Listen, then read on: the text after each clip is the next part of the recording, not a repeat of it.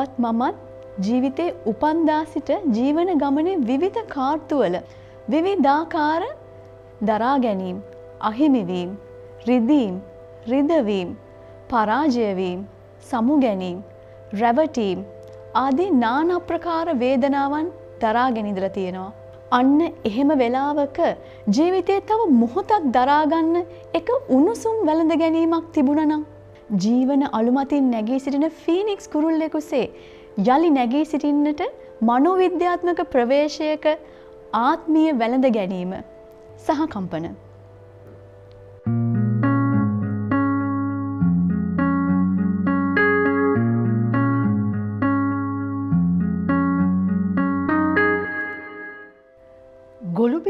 ගොළුබෙල්ලෝ ඔහොම ගියාට පුළුවනිදෝ ගහ මුදුනට යන්න ඔයාට.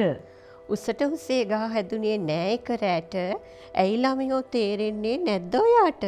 කොළ විතරයි ගහ මුදුනේ මල් නෑ පාට. වෙහෙස වෙලා කුමටද ලස්සන නැති දෙයට. එක රැයකින් ලස්සන හිමි වෙනවද කාට? දලබු වෙසක් තිබුණ නේද සමනලයාට? හෙමින් ගාට ඔහොම ගියාට හිස් අතින්ම බිමට එන්න වේවි ඔයාට. හෙමින් ගහමුදුනට මම යන දාට මල් පිපේවි ගහමුදුනේ ලස්සන පාට. ලස්සන පාට මල් ජීවිතේ බලාපොරොත්තුත් ඒ විදිහ තමයි. ඉතින් ඒ බලාපොරොත්තු ඉෂ්ට කරන් තමයි අද දවසේ ඔබෙත් අපෙත් සිතුවිලි හඳුනා ගන්න තමයි සහකම්පන තුලින් මේ සෝදානම් වෙන්නේ.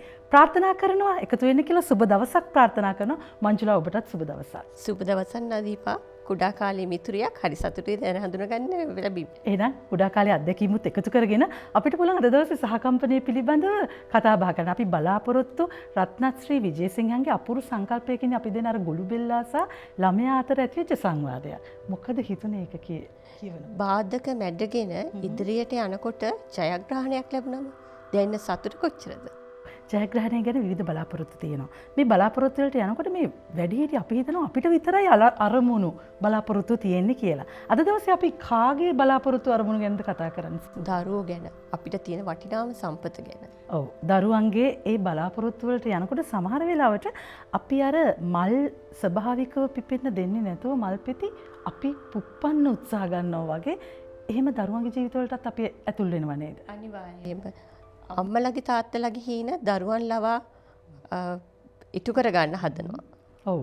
ඉතින් අද දවසේ මං හිතුවා මංජුලා අපි කතා බහක් ගනිමු අත්දැකීමක් එක්ක. මොකද සමහර අත්දැකීම් අපි නොසිතුවට අපේ ජීවිතවලටත් වැදගත් වෙනවා අපේ අඩුපාඩු හදාගන්න. අපිව නරඹන ඔබටත් වැදගත් වෙනවා මේ අඩුපාඩු හදාගන්න. මා දුටු මං අත්විඳ කතාවක්. කාලෙකින් මිතුරෙකුයි මිතුරියකුයි හම්බුණා. ඒ දෙන්නා විවාහ වෙලා ඉන්නේ. දරුවෝත් ඉන්නවා. එක්කෙනෙක් 9 ශ්‍රේණිය, අනික් එක්කෙනා 6 ශ්‍රේණිය.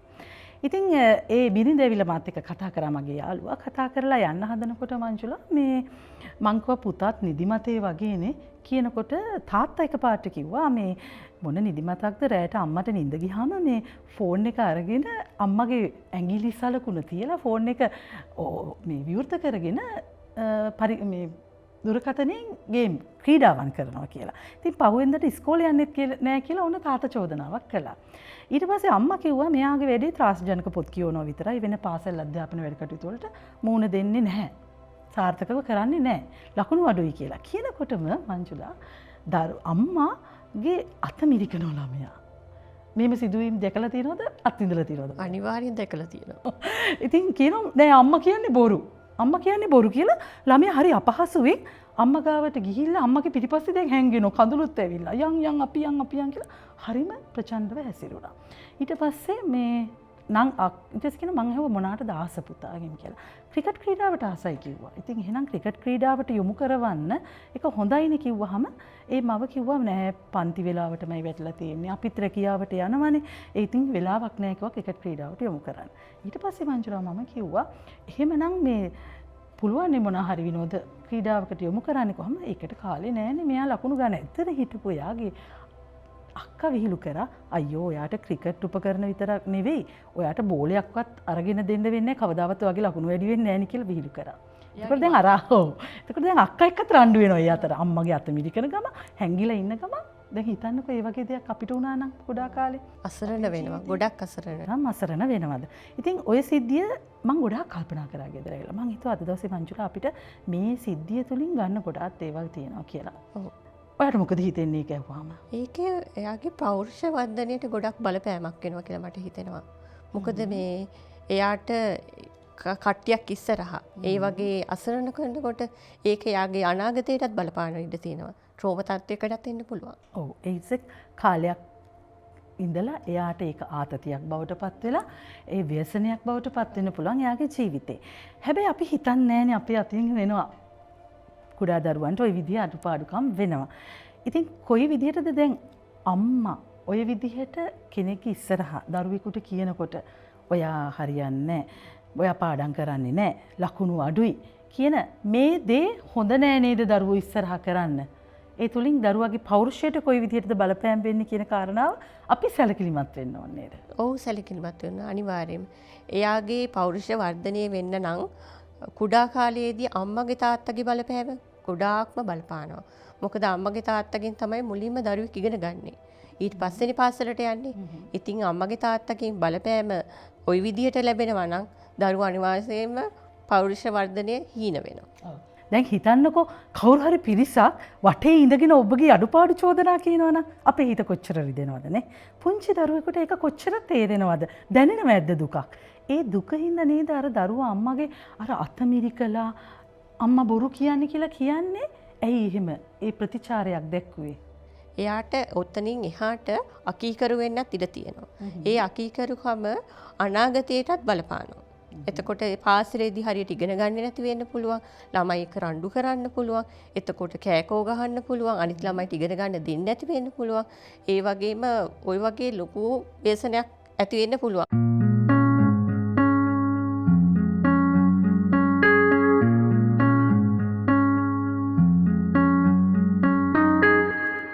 අන්න ඒ විදිහට මේ වැඩිහිටි වෙන අපෙන් අඩුපාඩුවක් වෙනවා නම් ඒක හරිගස්සගෙන ඉදිරියට යන එක ගොඩාක් අපිට වැදගත් වෙනවා. ඒ නිසා තමයි අද දවසේ සහකම්පන තුලින් අපි මේ කතා බහ කරන්නේ. හොඳ අපිට අත්දැකීම් එකතු කරන සිදුවීමක් අපේ ජීවිතවල හදාගන්න හොඳ අත්දැකීමක් වෙනවා කියලා හිතනවා. අර දරුවා එපාම්මේ අම්මා කියන්නේ බොරු කියලා කියන්නේ අනේ මංගේ වැරදි එහෙම අනික් අය ඉස්සරහා කියන්න එපා කියන ආයාචනයක් වගේ නේද මංජුලා? අනිවාර්යයෙන්ම. ඒ ළමයා කොච්චර අසරණ වෙන්නේ නැද්ද? අපිට වුණා නම් ඒ වගේ අසරණ වෙනවා. තවත් එකක් තමයි පාසලේදීත් ওই දේවල් වෙනවානේ ගුරුවරු අතින් අනිත් ළමයි ඉස්සරහා මෙයාට වැඩි අරය හොඳයි, මෙයාට වැඩි අරය සුදුයි. ඒ වගේ ප්‍රසංගවලටත් ලස්සන ළමයි විතරක් ඉදිරිපත් කරනවා. ඒ වගේ තැන්වලදීත් ඒ ළමයා සමාජයට ගියාම කොම් වෙනවා. මා කියව අර කතාවේ තව දෙයක් කිව්වා ඒ මව හවසට පාසල් ඇවිල්ලා දරුවා රූපවාහිනිය නරඹනවා කියලා. ඉතින් ඒකට හේතුව අපිත් ගෙදර නෑනේ රැකියාවට යනවනේ දෙන්නම කියලා කිව්වා. ඉතින් අර රාත්‍රියට මං කිව්වනේ අම්මගේ දුරකථනය අරගෙන හොරෙන් ක්‍රීඩාවල් කරනවා කියලා. ඒ නිදිමතත් එක්ක පාසල් යන්නේ නෑ. මේක ජීවිතේට අපේ බොහෝ දරුවන්ට ගැටලුවක් වෙලා තියෙනවා නේද? ගැටලුවක් වෙලා තියෙන්නේ අම්මගේ තාත්තගේ රැකියාවල් නිසා. ඒගොල්ලෝ හිතනවා දරුවන්ට හැමදේම දුන්නම හරි කියලා. ඉල්ලලා හැමදේම දුන්නම තමයි දරුවා සතුටින් ඉන්නේ කියලා. එතකොට අර මන් දන්න දරුවෙක් ඉන්න ළමයට හැමදේම දෙනවා. වීඩියෝ ගේම්ද, එතකොට කම්පියුටර්, එයා ඉල්ලලින ආස්කෑම හැමදේම දෙනවා. හැබැයි ඒ දරුවා කාලයක් යනකොට ප්‍රචණ්ඩකාරීව හැසිරෙනවා. ඒකට හේතුව වශයෙන් දැක්ුවේ ඒ ළමයා කියනවා අම්මයි තාත්තයි රෑ වෙලා ගෙදර එන්නේ. එයාත් එක්ක කතා කරන්නේ, ආදරෙන් වචනයක් කියන්නේ, තැනකට එක්කයි යන්නේ, ආස තැනකට එක්කයි යන්නේ. ඉතින් එයා ආසයි අනිත් ළමයිට මේ දේවල් වෙනකොට එයා ඒකෙන් හිත යටින් දුක් වෙලා තියෙනවා. ඒ කම්පැනි ගොඩාක් බලපාලා තියෙන දරුවට. ඉතින් ඔබට පේනවා ඇති දරුවෙකුට කොච්චර දුරට පීඩාවකින් තොරව ජීවත් වෙන්න නම් අපේ මේ අන්තර්පුද්ගල සම්බන්ධතා නැතිකම තමයි බෙහෙවින්ම බලපාලා තියෙන කියන එක අපිට මේ කතාව තුලින් පේනවා. අපි සූදානම් වෙනවා මේ ජීවිතේ පෞරුෂයට ওই විදිහට හානි වෙනවා. ඒත් එක්කම දරුවා කිසිම ධනාත්මක සිතුවිල්ලක් නැති දරුවෙක් බවට පත් වෙනවා. ඇයි මගේ වැරදිනේ කියන්නේ. එතකොට ළමයා ක්‍රියාශීලී වෙන්නේ නැහැ. ක්‍රියාශීලී බවෙන් අඩු දරුවෙක්. බලන්න කොතරම් අයහපත් ලෙස දරුවගේ ජීවිතයට බලපානවද අපේ ක්‍රියාකලාපය වැඩිහිටි අපගේ ක්‍රියාකලාපයන් කියන කාරණේ මෙතනදී අපි සලකලා බලන්න ඕනේ. තව කතාවක් එතනින් කියවුණානේ ඒ දරුවෝ දක්ෂ දෙයක් තියෙනවානේ. ක්‍රීඩාවට දක්ෂයි කිව්වා. එතකොට ළමයා පොත් කියවනවත් කිව්වනේ. එතකොට අම්මට බැරි ඇයි ඒ පැත්තෙන් ඒ ළමයාව දියුණු කරන්න. පොත් කියවනවා නම් ඒක ගොඩක් වටින දෙයක්. එයාගේ දැනුමට අනාගතයේදී යා තව ඉදිරියට යන්න යා ආස දේවල් කරන්න. එතකොට ක්‍රීඩාව පැත්තෙන් වුණත් එයා ක්‍රිකට් කිව්වේ ක්‍රිකට් නේද? ඔව් ක්‍රිකට් කරන්න ආස නම් ඒ ක්‍රිකට් පැත්තෙන් ඉදිරියට ගියොත් එයා ලංකාවේ හොඳ නමගිය ක්‍රිකට් කෙනෙක් වුණොත්. ඔව් දැන් අපි හිතමු ඒ වගේ දරුවෙක් ගැන අපිට කියනකොට අපිටත් යම් ප්‍රතිචාරයක් දක්වන්න පුළුවන්. බොහෝ වෙලාවට අපි පුරුදු වෙලා තියෙන්නේ ආනේ නරක ළමෙක්නේ ඔහොම හොඳ නෑනේ. ඇයි ඔයා පාඩම් කරන්නේ නැති පාඩම් කරන්න ඕනේ කියලා කියනවා. නමුත් ඒ ප්‍රතිචාරයට වඩා මංජුලා මං හිතනවා වැදගත් වෙනවා කියලා කියනකොට පුතේ ඔයා ත්‍රාසජනක පොත් කියවනවා නම් ඔයාට විද්‍යා පරීක්ෂණ ගණිතේ ඒ වගේ දේවල් වලට ඔයා හොඳට ලකුණු ගත්තොත් ඔයාට පුළුවන් ඒ වගේ පරීක්ෂකවරයෙක් වෙන්න. නේද අනාගතයේදී රහස් පරීක්ෂකවරයෙක් වෙන්න. අන්න ඒ වගේ අරමුණු වලට ළමයි ගෙනියන්න මේක අත්ලක් කරගන්න පුළුවන් නේද අපිට? අනිවාර්යයෙන්ම. ඒ ළමයාගේ දක්ෂතා ඔප්නංවන්න ඕනේ. වටේ ඉන්න අය එකතු වෙලා ඒ ළමයා තව බුලි කරොත් එහෙම ළමයා තවත් මානසිකව වැටෙනවා. ඒ මානසික වැටීම මුළු ජීවිත කාලයටම අනතුරක් බවට පත් වෙන්න පුළුවන් දරුවෙක්ගේ. ඒ නිසාවෙන් තමයි අපි සූදානම් වෙන්නේ සහකම්පන තුලින් මෙන්න මේ සිදු කරන අපි නොදැනුවත්ව වැඩිහිටියෝ එහෙම දරුවන්ට හරිම ආදරෙයි. ආදරේ නිසාම කරන සමහර දේවල් යොමු කිරීම නිසා දරුවන්ගේ මානසික මට්ටම අයහපත් වෙන්න පුළුවන්. ඒ දේ නැති කරලා අපේ තියෙනවා නම් අඩුපාඩු ඒවත් හදාගෙන අපිව නරඹන ඔබෙත් අඩුපාඩු හදාගන්න තමයි සහකම්පන තුලින් අපේ මේ වෑයම. ඉතින් ඒ දරුවාගේ ඔබතුමිය කිව්ව අර මංජුලා හැකියාව අර පොත් කියවන එක තුළින් මොකක් හරි දෙයක් ඔයාට එතනින් ඉස්මතු වෙන්නේ නැද්ද ඒ දරුවගේ හොඳ ලක්ෂණයක්? අනිවාර්යෙන් පොත් කියවනවා කියන්නේ හොඳ ඇබ්බැහියක්. ඒ ඇබ්බැහිය වැඩි කරා නම් අම්මලා හිතන්නේ මේ පොත් කියවනවා කිව්වහම අර පාඩම් පොත් කියවන්න ඕනේ කියලා. ඒ අම්මා කිව්වා මෙයා කිසිම පාඩම් පොතක් කියවන්නේ නැහැ නේ. කුඩා කාලෙත් අපි අම්මෝ ඒ කතාව කියලා තියෙන නවකතාවම කියවනවා. මේ ඉස්කෝලේ පොතක් නම් අල්ලන්නේ නැහැ කියලා. ඒ වුණාට අර දැනුම තුලින් ඉස්සරහට යන්න ගොඩක් දේවල් තියෙනවා. ඒක අම්මලා කල්පනා කරන්නේ නැහැ. මම හිතන්නේ මේ පොත් කියවපින්ද වෙන්න ඇති මංජුලා ඔබත් බොහොම ලස්සනට අපූර්වට සංකල්පනා එකතු කරමින් කවි ලියනවා මම දැකලා තියෙනවා. ඉතින් බලන්න හොඳයි හොඳ ඇබ්බැහියක් පොත් කියවන එක. දැන් අම්මට ගැටලු වෙලා තියෙන්නේ ළමයා ත්‍රාසජනක පොත් විතරයි කියවන්නේ කියලා. ඉතින් එහෙනම් කොහොමද අපි දරුවෙක් තවත් දේවල් කියවන දරුවෙක් බවට පත් කරන්නේ? එතනදී තමයි වැදගත් වෙන්නේ මංජුලා අගය කිරීම කියන කාරණාව. අනිවාර්යයෙන්ම කුඩා කාලයේදී අගය කිරීම දෙනවනේ ගුරුවරු විසින් අර ස්ටාර් එකක් දීලා. ස්ටාර් ගන්න වැඩියෙන් ගන්න ස්ටාර් 2-3ක් හම් වෙනා ඒ ළඟ තවත් දිරිමත් වෙනවා. ඒ වගේ දේවල් කුඩා කාලේ ගුරුවරු අතින් වෙනවා. දැන් නම් එහෙම දේවල් වෙනවද කියලා නම් මම හරියට දන්නේ නැහැ. එතකොට දැන් අපේ පුතා පොඩි කාලේ පොත් කියවන්න මම ඒ කතාවත් කියන්නම් මෙතනදී. අපේ පුතා පොඩි කාලේදී පොත් කියවන හොරයි. එතකොට මම කරේ අර කොරෝනා සමයේදී එක පිටුවක් අරන් අපි කියවමුකෝ. මම ආස පොතක් මං ගත්තා. යා ආස පොතක් එයාට තෝරගන්න දීලා එයත් කියවන්න ගත්තා. ඊට පස්සේ ඔහොම දිගටම ගිහිල්ලා අන්තිමට මම පොත් කියවන එක නැවතිලා පැත්තකට වෙලා වෙන වැඩක් කරනවා. එයා එකට බැහි වුණා. ඔව්. හොඳ දේවල් ළමයින්ට දෙන්න වැඩිහිටියෝ අපි තුලින්ම ආරම්භ කරන්න කියන එකට හොඳ නිදසුමක්. පවුලේ හැමදෙනාම එකතු වෙලා පොත් කියවනවා නම් දරුවට පේන මානේ දරුවත් පෙළඹෙනවා පොත් කියවන්න. ඔය රාත්‍රී කාලයේදී නිදා ගන්න කලින් පොතක් දෙකක් කියවනවා නම් ඒක ගොඩක් දැනුම වර්ධනය වෙන්න ඉවහල් වෙනවා. ඔව් මං හිතන්නේ හොඳ පුරුදු අපි එකිනෙකාගේ ජීවිතයට එකතු කරගන්න එක බෙහෙවින්ම වැදගත් වෙනවානේ. පොත් කියවීම කියන කාරණාව විතරක් නෙවෙයි. ඒ අම්මා ඒ අතරතුර කිව්වා දරුවා දැනුම වර්ධනය කරන පත්තරයක් කියවන්නත් පෙළඹිලා ඉන්නවා කියලා. අර තියෙන එක හොඳ ඉස්මතු කිරීම කොච්චර වැදගත් වෙනවද කෙනෙකුගේ ජීවිතේට? අනිවාර්යයෙන් අපි දැන් ළමයින්ට වැඩි අපි පොඩි කාලේදී හරියට පත්තර පොත් කියවුවානේ. පුස්තකාලේ සතියකට සැරයක් එනවා නම් ජංගම පුස්තකාලේ අපි හඬ ඇහෙනකම් බලන් හිටියා. එතකොට අපි පොත් කියවන්න ගොඩාක් ඇබ්බැහි වෙලා හිටියා. මොකද ජංගම දුරකථන තිබුණේ නෑනේ ඒ කාලේ. දැන් නම් ඉතින් ළමයි මොන හැම දෙයකටම ජංගම දුරකථනේ. ඒ කියන්නේ ගුරුවරු පවා ගෙදර වැඩ එවන්නේ ජංගම දුරකථනයට. ඉස්සර අපිට ගෙදර වැඩ දෙන්නේ අපිට ලියා ගන්න කියනවා. දැන් නම් ලේසියට හැම එකම ජංගම දුරකථනයට එවනවා. ඉතින් යහපත් දෙයින් ගන්න ඕනේ ප්‍රයෝජනේ යහපත් විදියට ප්‍රයෝජනයට ගන්න අපි දරුවන්ට නිසිමඟ පෙන්වන්න ඕනේ නේ. හරි දේ ගන්න තාක්ෂණයෙන් උනත්. ඉතින් ඒකට වැඩිහිටියෝ වශයෙන් අපි දුරකථනයට ඇබ්බැහි වෙලා ඉන්නවා නම් දරුවෝ ඉස්සරහා අනවශ්‍ය ලෙස දරුවත් හිතනවා මේක තමයි හොඳම දේ. මට වඩා අර දුරකථනයට හරි ආදරේනි මගේ අම්මයි තාත්තයි කියන සිතුවිල්ලට ආවොත් දරුවත් පෙළඹෙනවා දුරකථනයට ආදරය කරන්න. එතකොට ඔබට දරුවන්ගෙන් ලැබෙන්න තියෙන ආදරය නැති වෙලා යනවා. ඉතින් සහකම්පන තුළින් අපි උත්සාහ කරන්නේ ආදරයත් රැකගෙන ඔබේ පවුලේ යහපත් සම්බන්ධතාවය ගොඩනගා ගන්නට. ඉතින් මේ යහපත් සම්බන්ධතාවයට අර සෙනෙහස ආදරය නොදැනෙනුත් දරුවෙකුට මං අර කිව්ව කතාවෙන් ගන්න පුළුවන් නේද? ඒ ආදරයේ සෙනෙහසේ හැඟීම ජීවිතේට කොච්චර වැදගත්ද? අනිවාර්යයෙන්ම. සමහර වෙලාවට අම්මලා වැරදි වචන පාවිච්චි කරනවානේ. ළමයා වැරද්දක් කරාම මෝඩයා, බූරුවා, ඒ වගේ වචන. ඊට වැඩිය ලෝකේ කොච්චර ලස්සන වචන තියෙනවද? ආදරෙන් කතා කරන්න පුළුවන්. ඒකේ සෙනෙහස, ළඟ දැවටෙන ස්පර්ශය දරුවෙක්ට කොච්චර වැදගත්ද? ඒ වයින් ළමයට අනාගතයේදී ඒ ළමයාගේ පෞරුෂවර්ධනයට ගොඩාක් බලපානවා. ඔව් කවුරු හරි කෙනෙක් අපිට සුදු මැණිකේ මගේ රත්තරන් කියලා කියනවා වැඩිහිටිය අපිත් හරි ආසයි නේ කවුරු හරි එහෙම කියනවනම්.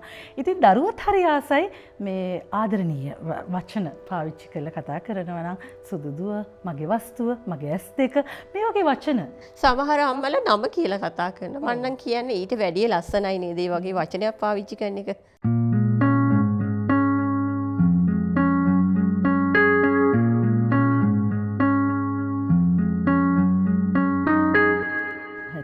ආදරය දැනෙන්න සලස්වන්න පුළුවන් හොඳම අවස්ථාවක්. ඒ ආදර හැඟීම දෙන්න අපිට ලොකු කාලයක් ඕනේද මංජුලා? වැඩි කාලයක් අවශ්‍ය නැහැ. අපිට අපි කරන වැඩවලින් පොඩ්ඩක් මිදිලා නිවාඩුවක් ගන්න පුළුවන් නේ. බැරි කමක් නැහැනේ.